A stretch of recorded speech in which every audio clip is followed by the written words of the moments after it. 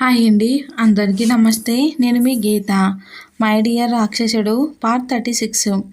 ఈ విషయం రిషిక్ గారిని తెలిస్తేనా అని మళ్ళీ ఆమె నేనేమీ తప్పు చేయటం లేదుగా, మహేష్ గారు వాళ్ళ ఇంటికి నాన్నగారు వర్ధంతికి వెళ్తున్నా, అక్కడ వాళ్ళ చుట్టాలు ఉంటారు, వాళ్ళ అమ్మగారు కూడా ఉంటారు, భయం ఏంటి అని అనుకుంది మధు. అయినా రావానికి భయపడను నేను, నా జీవితం నా ఇష్టం, నేను ఎక్కడికైనా వెళ్తాను అని అనుకుంది మధు కసిగా రిషి మీద కోపంతో. మహేష్ లంచ్ టైం కంటే ముందే వచ్చేశాడు. మధు పద వెళ్దామని అన్నాడు మహేష్.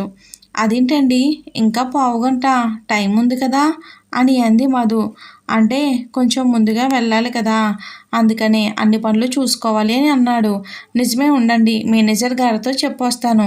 హా మధు, మా ఇంటికని చెప్పకు, ఇంకా ఎవరిని పిలవలేదు కదా, నేను ఒక్కదాన్నే పిలిచాను అంటే వేరే విధంగా అనుకుంటారు నీ గురించి.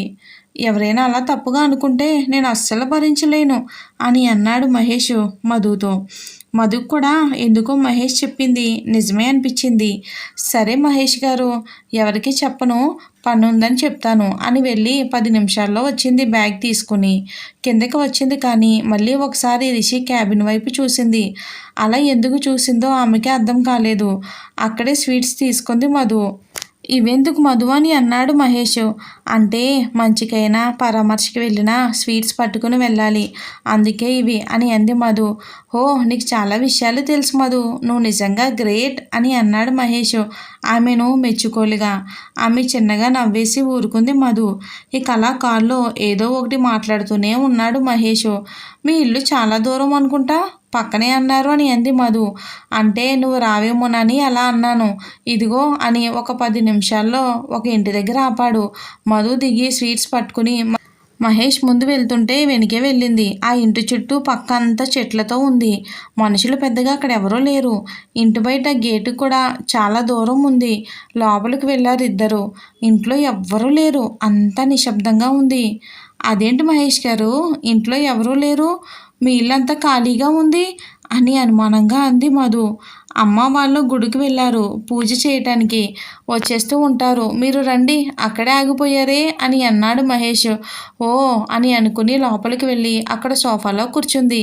కానీ ఆమెకి ఎప్పుడెప్పుడు వెళ్ళిపోదామా అని ఉంది. అక్కడ ఊపిరి ఆడనట్టుగా ఉంది.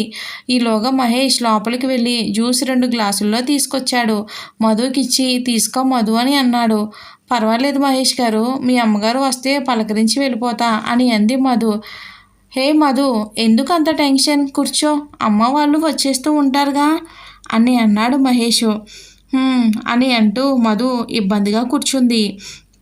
ఈలోగా జ్యూస్ తీసుకుని వచ్చాడు, తాగమని చేతిలో పెట్టాడు. ఇక మధు పట్టుకుని కూర్చుంది తాగకుండా. పక్కన పెడితే గ్లాస్ పడిపోయింది. అయ్యో అంటూ అక్కడ ఉన్న క్లాత్ వేసింది, మళ్ళీ ఎవరైనా జారి పడతారేమో అని. నేను ఇప్పుడే వస్తా అంటూ గదిలోకి వెళ్ళి కాసేపటికి డ్రెస్లో వచ్చాడు. ఆశ్చర్యంగా అతని వైపు చూసింది మధు. ఏంటి మధు అలా చూస్తున్నామని అన్నాడు కళ్ళెగరేసి. అదేంటండి, మనం మళ్ళీ ఆఫీస్కి వెళ్ళాలి, మీ చుట్టాలు కూడా వస్తారు, మరి మీరు ఈ డ్రెస్లో ఉన్నారు అని అంది అయోమయంగా మధు. ఎందుకు మధు టెన్షన్, ఇప్పుడు ఏమయ్యింది, నాకు ఇదే కంఫర్ట్ అని అన్నాడు వెకిలిగా నవ్వుతూ. అతన్ని ఇన్ని రోజులుగా చూస్తుంది కానీ ఇలా ఎప్పుడూ బిహేవ్ చేయలేదు. మాట తీరు కూడా చాలా తేడాగా అనిపించింది మధుకి. నేను వెళ్తాను మహేష్ గారు, నాకు చిన్ని స్కూల్ నుంచి వచ్చేస్తుంది, నేను స్కూల్కి వెళ్ళాలి, నాకు పని ఉంది, అమ్మ వాళ్ళు కూడా వెళ్ళిపోయారు కదా అంటూ లేచింది మధు. ఏ ఆగు, నేనేమైనా రాక్షసుల్లా కనిపిస్తున్నానా ఏంటి, అలా భయపడుతున్నావు అంటూ ఆమె భుజం మీద చెయ్యి వేసి సోఫాలో కూర్చోబెట్టాడు. ఈసారి ఆమె అనుమానం నిజం అయినట్టుగా అనిపిస్తుంది. అనవసరంగా ఇక్కడికి వచ్చి తప్పు చేశాను అనిపించింది. ఆమె ఫోన్ బయటికి తీసింది కానీ అస్సలు సిగ్నల్ లేదు. ఈలోగా డోర్ బెల్ ఒక్కసారిగా మోగింది. మధు ఇంకా మహేష్ ఇద్దరూ ఒక్కసారిగా అటువైపు చూశారు. వచ్చేసి ఉంటారులే అని అనుకున్నాడు మహేష్. మధుకి కొంచెం టెన్షన్ తగ్గింది. గుడికి వెళ్ళిన వాళ్ళ అమ్మ వాళ్ళు వచ్చేసి ఉంటారు అనుకుంది. మహేష్ వెళ్ళి తాపీగా తలుపు తీశాడు. కానీ వచ్చింది వాళ్ళ అమ్మ వాళ్ళు కాదు, 4 అబ్బాయిలు. వాళ్ళని చూడగానే వెళ్ళి వాటేసుకుని రండ్రా రండి అంటూ తెగ ఆనందపడిపోతున్నాడు మహేష్.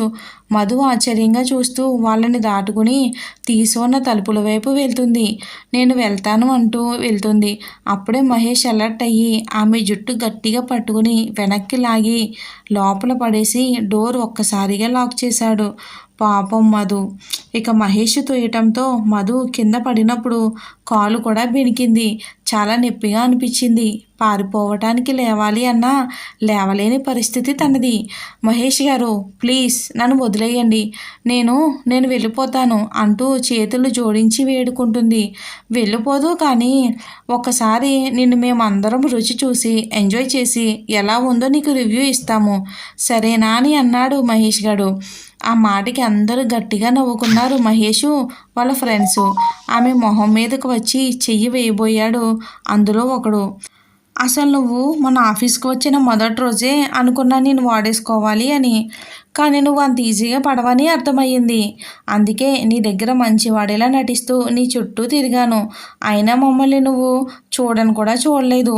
నీ ప్రాజెక్ట్ ఫైలు ఆ రియా తీసుకెళ్ళి దాచేసింది కదా, అప్పుడు కూడా నేను దాని దగ్గర నుంచి కొట్టేసి అందరి ముందు నీకు ఇచ్చి ఏదో హెల్ప్ చేసినట్టు నీకు బిల్డప్ ఇచ్చా. అది నువ్వు పాపం నమ్మేశావు నా గురించి. మన ఆఫీస్ పార్టీలో నువ్వు కట్టుకున్న బ్లాక్ శారీకి నేను ఫిదా అయిపోయాను. అప్పుడే నేనేమైనా చేద్దామనుకున్నాను. నువ్వు తాగే డ్రింక్లో మత్తుమందు కలిపేశా. అయినా రిషిగఢ్ వల్ల తప్పించుకున్నావు. నేను చెప్పినట్టు విని తర్వాత ఏమీ జరగనట్టు నీ లైఫ్లో నువ్వు హ్యాపీగా ఉండొచ్చు. మళ్ళీ నిన్ను డిస్టర్బ్ చేయను. ఒకవేళ కాదు అని గొడవ చేస్తే అనవసరమైన ఎనర్జీ వేస్ట్ నీకు, నాకు, వీళ్ళకి. ఓకేనా అని అన్నాడు వెకిలిగా నవ్వుతూ. చీ వెధవా, నువ్వు ఇలాంటి వాడవని నేను ఎప్పుడు అస్సలు అనుకోలేదు. మంచివాడిలా నటించి అమ్మాయిల జీవితాలతో ఆడుకుంటూ ఇంత నీచానికి దిగజారుతావా? తూ అని మహేష్ మొహం మీద ఉమ్మేసింది. ఎంత పొగరే నీకు అంటూ చెంప మీద గట్టిగా కొట్టాడు వాడు. ఆ దెబ్బకి ఆమె కళ్ళు బయలు కమ్మాయి. అలా ఆమె చిన్నతనంలో ఒక కామందుడి చేతిలో బలైన రోజులు గుర్తుకు వచ్చాయి. మళ్ళీ ఆమె అంతా మర్చిపోయి రిషితో సంతోషంగా ఉంది. కానీ ఇప్పుడు మళ్ళీ అదే చిన్నతనం, ఆమె బతుకును చిన్నాభిన్నం చేసిన గతం, ఆమె బాల్యాన్ని కాలరాసిన గతం, ఆమె ఎన్నో రోజులు ఆ ఘటన తలుచుకుని నిద్రలో ఏడ్చిన గతం మళ్ళీ మళ్ళీ ఆమె ముందుకు వచ్చింది. ఇప్పటికే ఆమె రిషి విషయంలో విసిగిపోయిన కారణంగా ఆమె ప్రతి అడుగులో ఆమెను ఒక బొమ్మలా చేసి ప్రతి ఒక్కడూ ఆమె జీవితంతో ఆడుకుంటున్నాడు. ఇక ఆమెకు కళ్ళు తిరిగి పడిపోయింది. అలా కళ్ళు తెరిచి చూస్తే మహేష్ ఆమె మీదకి వస్తూ ఉన్నాడు.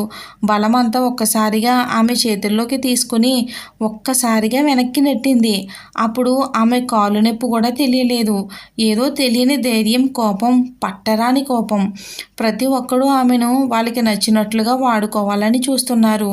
ఆమెకి ఇప్పుడు ఎదురు తిరగక తప్పదు అని అనుకుని అక్కడ ఉన్న బీర్ బాటిల్స్ని చేతిలోకి తీసుకుని టేబుల్ పైన గట్టిగా పగలగొట్టి, ఎవడైనా నా దగ్గరికి వచ్చాడంటే చంపేస్తాను అని అంది అరుస్తూ కోపంగా ఎర్రబడ్డ కళ్ళతో. ఒక్కసారిగా ఏడుస్తున్న అమ్మాయి అలా తిరగబడేసరికి వాళ్ళు కొంచెం భయపడ్డారు. కానీ మళ్ళీ అమ్మాయే కదా, ఏం చేస్తుందిలే అని మళ్ళీ ఆమె మీదకి వచ్చాడు ఒకడు. అంతే, ఆమె వెంటనే మేల్కొని ఆ పగిలిన బీర్ బాటిల్తో వాడి మీద దాడి చేసింది. వాడి చెయ్యి తెగి రక్తం ధారగా వచ్చింది. మోచెయ్యి నుంచి అంతా చీరిపోయి రక్తం చుక్కలుగా ఆమె మొహం మీద పడింది. అది చూసి అందరూ షాక్ అయ్యి ఒక్కసారిగా వెనక్కి వెళ్ళారు. ఆమె ముఖం అంతా రక్తం పడి భయంకరంగా కనిపించింది మధు. ఆమె పెద్ద పెద్ద కళ్ళు నిప్పుల్లా కురిపిస్తూ ఉంది. ముఖం అంతా రక్తం, చేతులతో వణుకుతున్నా కానీ గట్టిగా పట్టుకున్న బాటిల్ పెదాలు అదురుతూ ఉన్నాయి. కోపంతో ఆమె శ్వాస ఎగిసి పడుతూ ఉంది. అక్కడ ఉన్న వాళ్ళని ఒక్కసారిగా భయానికి గురి చేసింది మధు.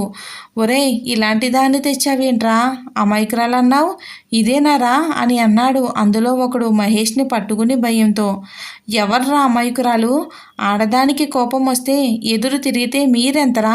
మర్యాదగా నాకు దారి ఇవ్వండి, లేదా వీడు మళ్ళీ మీకు ఇదే గతి పడుతుందని అంది అక్కడే పడిన వాడిని చూపిస్తూ. అందరూ ఆమెకు దారి ఇచ్చారు. డోర్ దగ్గర నుంచి పక్కకి లేస్తూ ఆమె బ్యాగ్ తీసుకుని బాటిల్ వాళ్ళకి చూపిస్తూ నెమ్మదిగా డోర్ దగ్గరికి వెళ్ళబోతూ ఉండగా వెనక నుంచి కింద పడినవాడు అక్కడే ఉన్న ఫ్లవర్ వాస్తో గట్టిగా కొట్టాడు ఆమె తల మీద. అంతే, ఆమె అమ్మ అంటూ బాటిల్ వదిలేసి తల పట్టుకుని పడిపోయింది. మిగిలిన వాళ్ళందరూ ఆమె చుట్టూ చేరారు. ఆమె తల కింద రక్తం కారిపోతూ ఉంటుంది. ఆమెకి తెలుస్తూ ఉంది నెమ్మదిగా ఆమె కళ్ళు మూతలు పడుతూ ఉన్నాయి. ఇంక నా జీవితం ఇంతే. వీళ్ళ చేతుల్లో బలవ్వాల్సిందేనా అని అనుకుంటూ నెమ్మదిగా కళ్ళు మూస్తున్న ఆమెకి వాళ్ళ నలుగురు కనిపించారు. ఇంతలో తలుపులు బద్దలైన శబ్దం. అంత గట్టి తలుపులు ఎవరు అలా బద్దలు కొడుతున్నారు అని వెనక్కి తిరిగారు వాళ్ళు భయంగా. ఇక ఎదురుగా నిప్పులు కురిసే కళ్ళతో చేతులు పిడికిలు బిగించి వాళ్ళని కోపంగా చూస్తూ వచ్చాడు మన హీరో 6 అడుగుల బుల్లెటు రిషి. సారీ రావణ్ బాబు. కానీ ఎలాంటి సిచ్యువేషన్ అయినా సరే ఇది కథ కాబట్టి రిషి లాంటి వాళ్ళు వస్తారు. నిజ జీవితంలో రాకపోవచ్చు. సో అమ్మాయిలు ఎప్పటికప్పుడు మన సేఫ్టీ మనం చూసుకోవాలి. సెల్ఫ్ డిఫెన్స్ లాంటివి నేర్చుకుని మనల్ని మనం కాపాడుకోవాలి అనేదే నా అభిప్రాయం. మీరేమనుకుంటున్నారు అనేది కామెంట్లో రాయండి. ఎందుకంటే బయట కూడా అలానే ఉంది. ఇప్పుడు ఎవరిని నమ్మలేకపోతున్నాం. So be careful. Thanks for watching.